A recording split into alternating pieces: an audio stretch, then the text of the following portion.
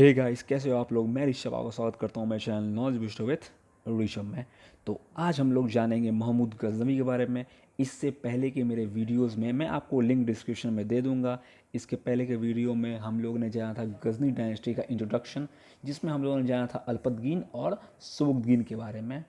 और आज हम लोग जानेंगे महमूद गजनवी के बारे में और सबसे इम्पॉर्टेंट उनके 17 अटैक्स के बारे में, जो ये काफ़ी इम्पॉर्टेंट है आपको। आप प्लीज़ मेरे वीडियो को पूरा एंड तक देखिए और लाइक करिए, शेयर करिए और सब्सक्राइब करें मेरे चैनल को। बेल आइकन को प्रेस करना ना भूलें, जिससे आपको मेरे वीडियो से नोटिफिकेशन सबसे पहले मिल सके। आज का वीडियो काफ़ी इंपॉर्टेंट है, जितना शेयर हो सके उतना शेयर करो दोस्तों के साथ। और होप करता हूँ कि आपको ये वीडियो काफ़ी पसंद आए, तो अंत तक ज़रूर देखें वीडियो को। ठीक है, तो हम लोग स्टार्ट करते हैं वीडियो अपना। तो स्टार्ट करने से पहले हम लोग महमूद गजनवी के बारे में थोड़ा इंट्रोडक्शन ज़रूर ले लेंगे हम लोग, कि महमूद गजनवी जो था वो 997 से लेके 1030 AD तक ये इसका शासनकाल था आपको। इनका जन्म जो हुआ था वो 971 AD में हुआ था। पिता का नाम था सुबुक्तगीन, ब्रदर का नाम था इस्माइल, सन थे मसूद और महमूद, ठीक है, जो कि ट्विंस थे। और उनका डेथ हुआ था 1030 AD में। ये है आपको थोड़ी सी ब्रीफ इंफॉर्मेशन उसके बारे में। अब अच्छे से उसके बारे में मैं बताता हूँ आपको कि सुबुक्तगीन के बेटे का नाम महमूद गजनवी था, ठीक है, जिनका जन्म 971 AD में हुआ था। उसकी माता जो थी वो गजनी के पास ही एक जगह था जिसका नाम था जबुलिस्तान, वहाँ के एक रिच फैमिली की बिलोंगिंग करती थी, ठीक है। इसलिए महमूद को हम लोग जुबली का महमूद भी कहते हैं, ठीक है। इनका एक और नाम है जुबली का महमूद, ठीक है। तो उनको ये भी कहा जाता है आपको।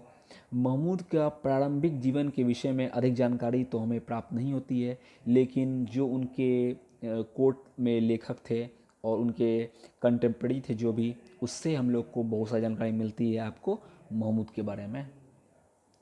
तो सुबुक्तगीन के बड़े बेटे थे ये, और ये जो थे आपको युद्ध कला में, युद्ध प्रशासन में, ठीक है, और राजनीति में भी काफ़ी प्रवीण थे। लगभग लमगान के युद्ध में उन्हें पहली बार जिम्मेदारी सौंपी गई थी उसकी, ठीक है। और समस्त खुरासान जो सेना था ये पूरा इसके नियंत्रण में रखा गया था। और ये जो थे अपने पिता के बहुत ही योग्य उत्तराधिकारी बने। लेकिन सुबुक्तगीन के देहांत के समय ही उसके संबंध जो थे महमूद गजनवी से काफ़ी खट्टे मीठे रहे थे। सो नियुक्त उन्होंने किसे कर दिया, अपने दूसरे बेटे को, जिसका नाम था इस्माइल, ठीक है। उसने इस्माइल को सिंहासन पर बैठा दिया। अमीरों ने ये काम किया और महमूद को ये सहन नहीं हुआ। उसने अपने भाई को बोला, इस्माइल को बोला कि आप गजनी ले लीजिए और उसके बगल का राज मुझे दे दीजिए, ठीक है। उसने ये बताया कि बोला कि बुखारा वगैरह जो भी राज है वो मेरे अंडर आना चाहिए। तो ये जो प्रार्थना थी गजनवी की, ये उसके भाई ने स्वीकार नहीं किया। तो वो अपनी सेना के साथ हमला कर दिया किस पे, गजनी एम्पायर पे। और वो आराम से जीत गया महमूद, क्योंकि वो एक काफ़ी महान रूलर थे और साथ ही साथ आपको युद्ध कला में काफ़ी निपुण थे। तो वो जो है इससे वो जीत गए और गजनी का जो रूल था वो आ गए। और वो जो है खलीफा के काफ़ी मानने वाले थे, ठीक है। उसमें खलीफा थे अल कादिर बिल्ला नाम था, जिन्होंने मोहम्मद को एक सम्मान का चोगा भी दिया था, ठीक है। एक सम्मान का चोगा बोलते हैं, जो कि काफ़ी उच्च पोस्ट है, आपको खलीफा लोग देते हैं, उपाधि देते हैं ये चीज़। तो वो खलीफा के मानने वाले थे। और इसी के साथ हम जानेंगे अब उसके अटैक्स के बारे में, ठीक है।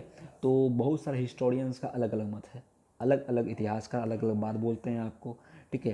तो एक इतिहासकार जिनका नाम है सर हेनरी इलियट, उसके अनुसार महमूद के 17 अटैक्स थे। कुछ इतिहासकार का मानना है कि उससे कम अटैक हुए होंगे, किसी का मानना है कि 12 अटैक ही हुआ था। तो जो कि टोटल मिला कर अगर देखा जाए, कुछ अटैक्स के बारे में जो आपको बता भी दूंगा अटैक्स के बारे में, वो ज़्यादातर सर्वमान्य हैं, ठीक है।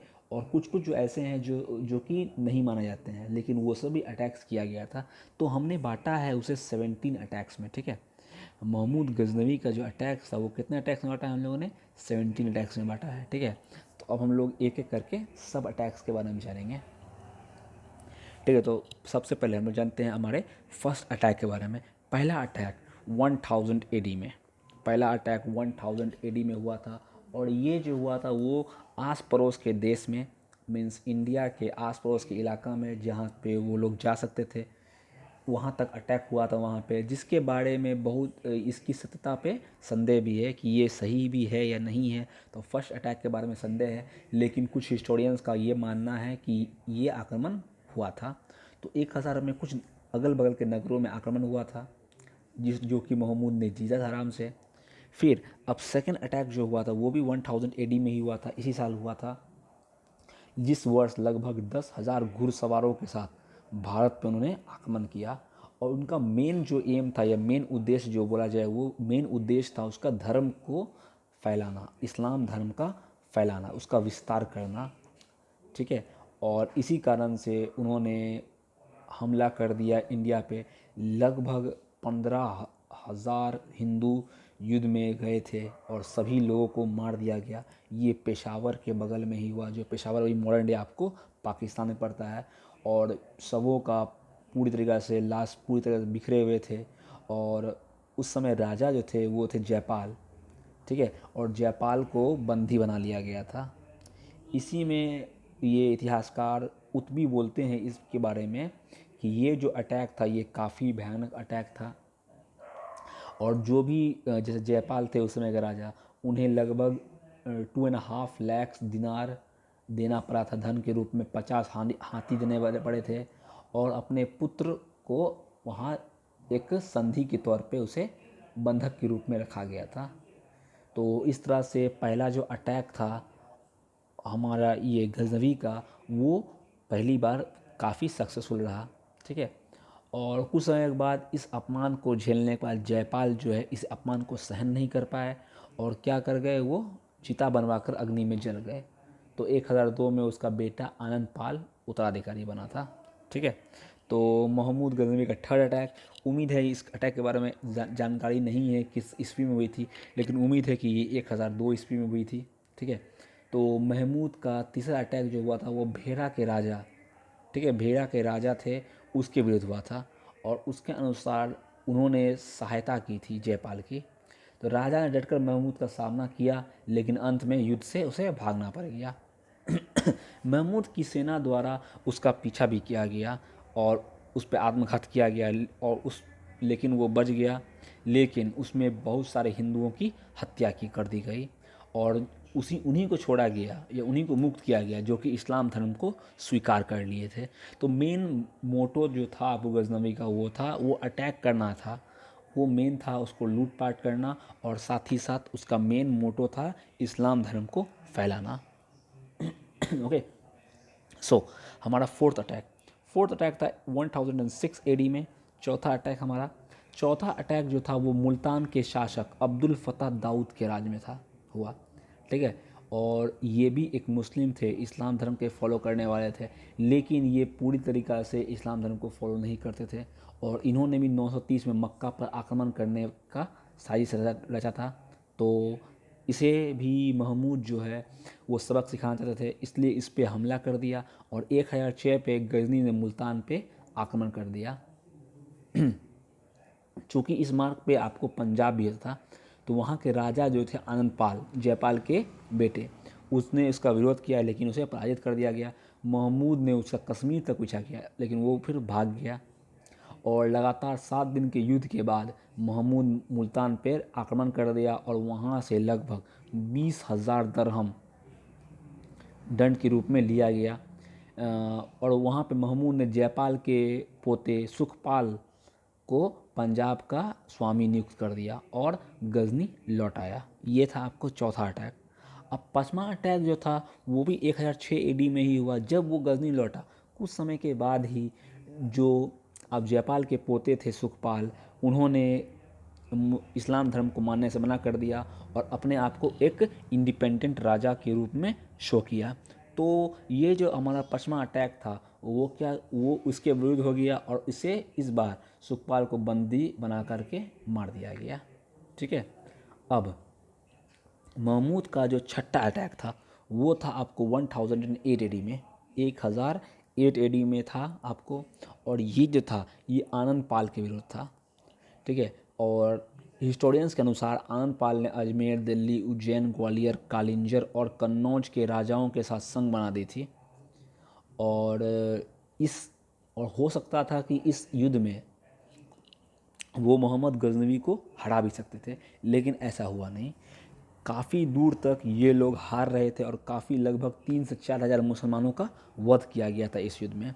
लेकिन महमूद ने भयभीत होकर के संधि की प्रार्थना भी की थी, करने ही वाला था, लेकिन दुर्भाग्यवश जो था आनंद पाल का हाथी भयभीत होकर युद्ध से भाग गया। हाथी सब उसका युद्ध से भाग गया और इस प्रकार आपका पासा पलट गया। और लास्ट में हिंदू युद्ध से भाग गए और मुसलमानों ने उसे पकड़ करके उसका वध कर दिया। काफ़ी लोगों का इसमें क्षति हुआ था। तो ये अटैक फिर आपको महमूद गजनवी ही जीते थे, तो आपके छठा अटैक। फिर सतवां अटैक जब हुआ था, सतवां अटैक आपको हुआ था 1009 AD में। सेवन्थ अटैक हुआ था 1009 AD में और ये कांगड़ा में हुआ था। एक पहाड़ी प्रदेश है नगरकोट, ठीक है। कांगड़ा का एक प्रदेश है नगरकोट, और वहाँ पे एक किला था जहाँ पे बहुत सारा धन एकत्रित था। तो इस किले को उसकी सेना ने घेर लिया और हिंदुओं ने मुसलमानों की सेना को आते देख भय से द्वार खोल दिया और स्वयं जैसे कि बाज के सामने कबूतर होता है उस तरह से ही आपको आराम से वो लूट लिया। और एक हिस्टोरियन जिनका नाम है फरिश्ता, ठीक है, उसके अनुसार महमूद ने लगभग 7 लाख स्वर्ण दिनार, 700 मन चांदी के, 200 मन शुद्ध स्वर्ण मुद्राएं, लगभग 70 लाख दिनार, ठीक है, और काफ़ी सारे हीरे जवाहरात वहाँ से लूटे थे, ठीक है। और इसे ऊँट पे लाद करके वो गजनी ले गया। ठीक है, ये था आपको 7वां आक्रमण। अब 8वां आक्रमण पे आते हैं हम लोग। 8वां आक्रमण 1010 में हुआ था, 1010 में हुआ था। ये भी मुल्तान पे हुआ था और इसमें भी वो दाऊद को पराजित कर दिया था। और इस बार दाऊद को उस समय जब छोड़ दिया गया था अटैक में, अब इस समय वहाँ के मुल्तान के शासक दाऊद को पराजित करके उसे दंड दिया गया था 8वें अटैक पे। ओके, अब अटैक आगे बढ़ते हैं हम लोग। महमूद का 9वां अटैक जो था वो आनंद पाल के खिलाफ था। आनंद पाल के खिलाफ था। आनंद पाल पहले भी पराजित हो चुका था लेकिन अपना साहस नहीं छोड़ा था। जो आपको 6th जो आपका आक्रमण था उसमें आनंद पाल ने काफ़ी बड़ी सेना बनाई थी। तो उस समय तो पासा पलटने के कारण क्योंकि हाथी लोग सब भाग गए थे उसके, इसलिए वो हार गया था। लेकिन फिर से इन्होंने यही किया और उसके बेटे जो उसका नाम था त्रिलोचन पाल, उसका उत्तराधिकारी बना। फिर 1014 में महमूद ने थोड़े समय तक के लिए घेरा बनाया और फिर आक्रमण कर दिया और सभी लोगों को मार दिया और वो जीत गया था। अपना 9वां आक्रमण में भी अटैक जो किया था उसमें भी जीता। और साथ ही साथ उसने त्रिलोचन पाल को बंदी बनाने की कोशिश की लेकिन वो भाग गया और लास्ट में जा कर के त्रिलोचन पाल का वध हो गया 1021 से 22 की ईस्वी में उसका वध हो गया। और फिर उसका बेटा भीमपाल आया, उसका ही वध हो गया 1026 में। तो 1026 तक तो पूरी तरीक़ा से जो हिंदू शासक थे वो सबका एंड हो गया था आपको, ठीक है। ये 9वां आक्रमण था आपका। 10वां आक्रमण जो था वो भी 1014 में हुआ था आपको, थानेश्वर में हुआ था ये, ठीक है। ये जो अटैक था 1014वां अटैक वो 1014 में आपको थानेश्वर में हुआ था। हिंदुओं ने इसका डटकर सामना किया था लेकिन फिर भी उनकी हार हो गई। और थानेश्वर का किला में बहुत सारा लूटा सामग्री था जो महमूद के हाथ लगा। वो उसने शहर को लूटा। स्वामी मंदिर, वहाँ के एक चक्र स्वामी मंदिर है, वहाँ की मूर्ति को तोड़ा और फेंक दिया। तो उसका मेन मोटो यही था क्योंकि इस्लाम धर्म में ये मोटो था वो उन लोगों का कि वो लोग मेनली जो भी आक्रमणकारी थे वो मूर्ति पूजन पे विश्वास नहीं रखते थे, इसलिए सभी को तोड़ फोड़ कर देते थे और वहाँ से लूट करके निकल गए थे। जैसे ये काम आपको मोहम्मद बिन कासिम ने भी किया और फिर जाकर के मोहम्मद गजनवी ने भी यही काम किया आपको। तो ये था मोहम्मद गजनवी का 10वां आक्रमण। महमूद का 11वां आक्रमण 11th अटैक जो था 10,015 से लेकर 10,021 तक, इस बीच में ही इसका अटैक हुआ। और इस आक्रमणों में जो था आपको उसमें कश्मीर का विजय के लिए 2 बार प्रयास किया गया, ठीक है। इसमें आपको 2 बार प्रयास किया गया कश्मीर जीता जाए, लेकिन दोनों अवसरों में उसे असफलता मिली। अंत में कश्मीर का विजय उसने छोड़ दिया। ठीक है। महमूद का अब था 12वां अटैक, जो कि काफ़ी इंपॉर्टेंट है 12वां अटैक भी। और ये अटैक जो था आपको कन्नौज में हुआ था। कन्नौज एक हिंदुस्तान के साम्राज्य का बहुत ही प्रसिद्ध राजधानी थी। महमूद ने 1018 में गजनी से यहाँ से प्रस्थान किया और उसने आगे जा कर के लगभग कन्नौज में 50,000 हिंदुओं को मारकर नदी में बहा दिया। तो ये काफ़ी बड़ा नरसंहार था और लगभग 50,000 हिंदुओं को मारकर नदी में बहा दिया। और इस आक्रमण में महमूद ने को 185 हाथी मिले और एक विशाल संपत्ति हाथ लगी थी। तो ये जो 12वां अटैक था कन्नौज पे, ठीक है, वहाँ के राजा थे कुलचंद, ठीक है। और उन्होंने क्या किया, कुलचंद जब देखा ये चीज़ तो उन्होंने अपने सम्मान की रक्षा करने के लिए अपने भी मर गए और अपने दोनों पत्नियों को भी मार दिया। तो और इस अटैक में लगभग 50, जैसे मैंने बताया आपको, 50,000 हिंदुओं को मार कर नदी में बहा दिया गया था, जो कि इस्लाम धर्म को फॉलो नहीं कर रहे थे। और जो फॉलो करने के लिए मान गए तो उन्हें छोड़ दिया गया था, ठीक है। अब महमूद का 13th अटैक, 13वां अटैक जो था वो 1018 में हुआ था और ये हुआ था हिंदुओं के पवित्र स्थल मथुरा में, ठीक है। तो ये जैसे कि आप सब जानते हो, मथुरा को सुंदर मंदिरों का नगर कहा जाता है।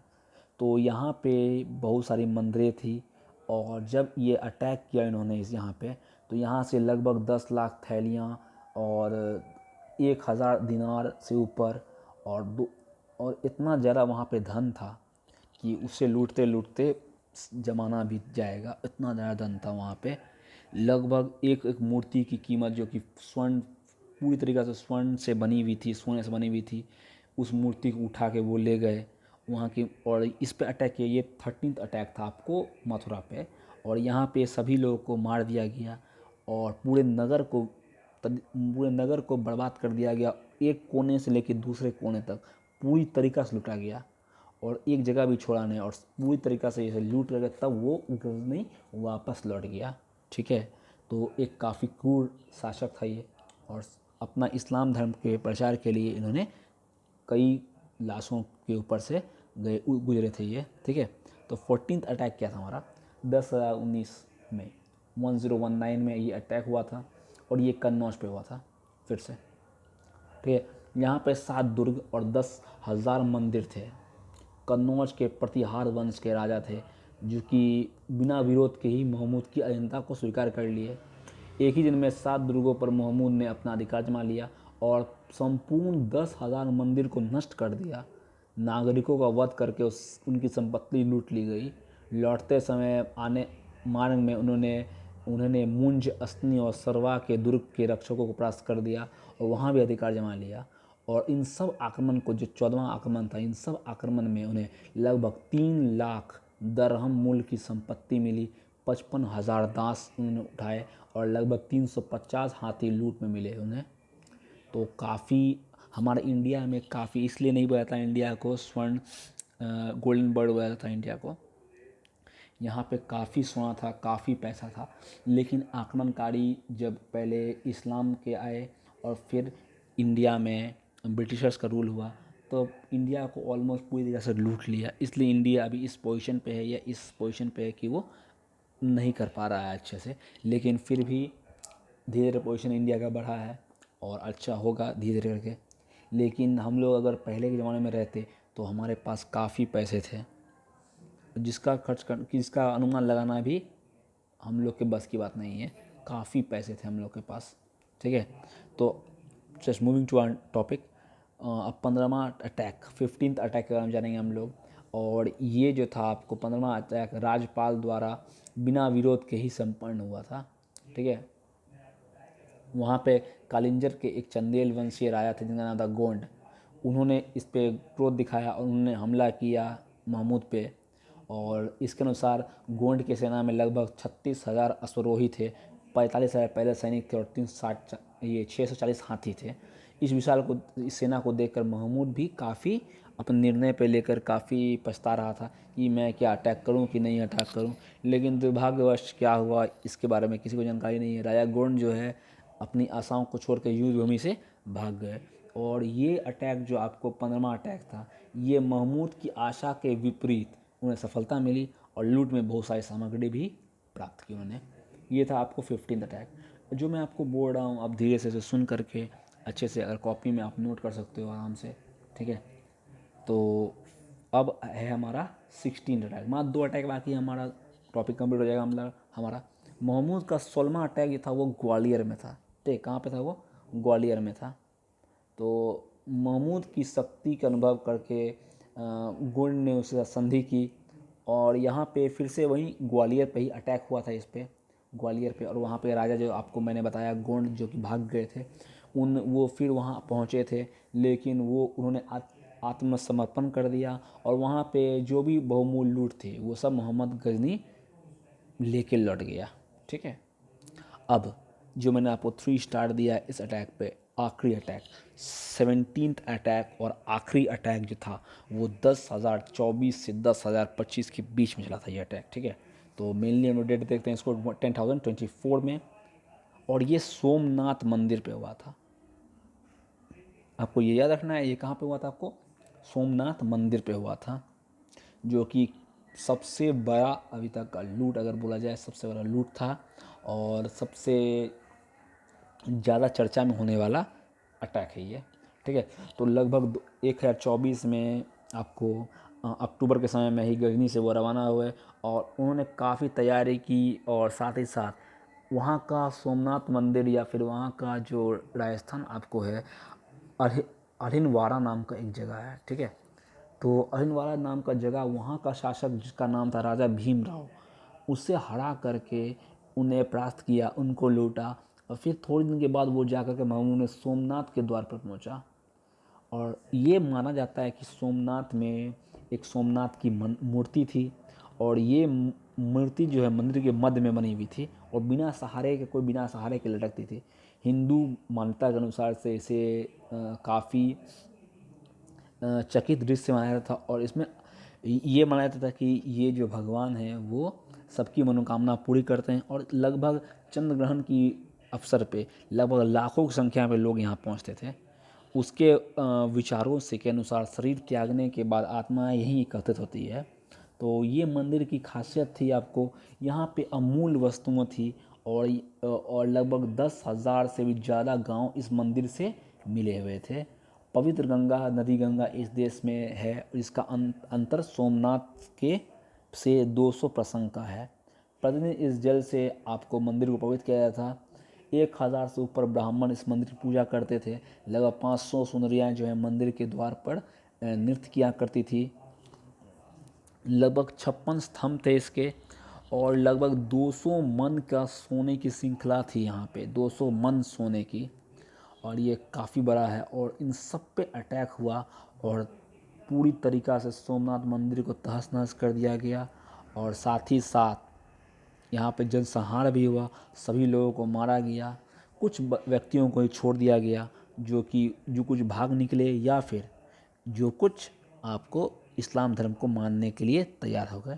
तो इन सभी लोगों को सोमनाथ मंदिर को तोड़ दिया गया और इससे क्या हुआ आपको, ये काफ़ी बड़ा आपको एक सेटबैक है हमारे इंडियन हिस्ट्री में कि बाहर से देश से आकर के उसको तोड़ा गया और हमारे राजा कुछ नहीं कर पाए, हमारे राजा आराम से हार मान गए और भाग गए यहाँ से। तो ये काफ़ी बड़ा सेटबैक है, ठीक है। तो लगभग बहुत सारे युद्ध लूट लड़े उन्होंने और यही अटैक में 2024 के अटैक में वो जब वापस आ रहे थे तो उन पे जाटों का आक्रमण हुआ, ठीक है। सोमनाथ से वापस लौटते वक्त ही उन जाटों पर आक्रमण किया और उससे बहुत सारे जो लूट थे वो लूट लिया। लेकिन इसके बाद फिर अटैक मोहम्मद गजनवी ने भी फिर अटैक किया आपको जाटों पर और जाटों ने इसे काफ़ी अच्छे तरीक़े से लड़ा, लेकिन फिर भी उसकी हार हो गई और कुछ समय बाद लगभग 1030 में महमूद का देहांत हो गया, ठीक है। अब थोड़ी सी बात मैं बोल लेता हूँ महमूद के बारे में और महमूद गजनवी के बारे में और हमारा टॉपिक कंप्लीट हो जाएगा कि महमूद गजनवी जो थे वो एक अच्छे कद के एक काफ़ी महान रूलर थे और काफ़ी क्रूर भी थे जिस जैसा उन्होंने काम किया था। और उनके दरबार में बहुत महान महान विद्वान भी थे और कलाकार भी थे। उसके साहित्य इतिहासकार भी थे, और उनकी किताब का नाम, जो किताब उनके बारे में बताया गया है, उसके किताब का नाम है किताब उल यामिनी या तारीख ए यमनी। ठीक है, किताब उल यामिनी या तारीख ए यमनी। ठीक है, ये 2 बुक है। और इसी के दरबार में एक कवि का नाम था अलबरूनी, जो कि काफ़ी फेमस थे। ठीक है, तो ये सब उनके बारे में है। फिर जब महमूद की मौत हुई तो उसके बाद कुछ समय उनके बेटे जो थे मसूद और मोहम्मद, तो दोनों के बीच में ये संघर्ष हुआ और मसूद को राज मिला। फिर धीरे धीरे उसके बाद धीरे धीरे और बढ़ते गए ये राज्य, काफ़ी लोग आए इस राज्य में, और लगभग 1200 के आसपास मोहम्मद गोरी ने आखिरी रूलर, जो कि खुसरो मलिक थे। ठीक है, गजनी डायनेस्टी के आखिरी रूलर का नाम है खुसरो मलिक, तो उन्हें हरा करके 1201 में गजनी एम्पायर का पूरी तरीक़ा से खात्मा कर दिया। ठीक है, गजनी एम्पायर का पूरी तरीक़ा से खात्मा कर दिया। तो ये कुछ था आपको गजनी एम्पायर के बारे में। अगर आपको मेरा वीडियो अच्छा लगा हो, आपको मेरी डिटेल स्टडीज़ अच्छी लगी हो, तो प्लीज़ जाइए, लाइक करिए वीडियो को, शेयर करें और सब्सक्राइब करें मेरे चैनल को, और बेल आइकन को प्रेस करना ना भूलें, जिससे आपको मेरे वीडियोस की नोटिफिकेशन सबसे पहले मिल सके। तो मैं अगला दिन क्या करूँगा, आपको मैं अगला जो वीडियो आएगा वो हमारा रहेगा मोहम्मद गोरी के बारे में, और लेकिन उसके साथ साथ आपको एक PDF रहेगा जिसमें आपको मल्टीपल चॉइस क्वेश्चंस रहेंगे हमारे पिछले सन के। ठीक है, मोहम्मद गजनवी के बारे में और उनके शासनकाल के बारे में आपको MCQ दिया हुआ रहेगा अगले वीडियो में। ठीक है, अगले वीडियो में एक MCQ होगा जिसके बारे में आपको नॉर्मल क्वेश्चंस, जो कि आपको एग्ज़ाम बेसिस क्वेश्चन रहेगा, वो आएगा। तो please like my channel, share and subscribe, and if you like my video please share with your friends. Thank you. जय हिंद।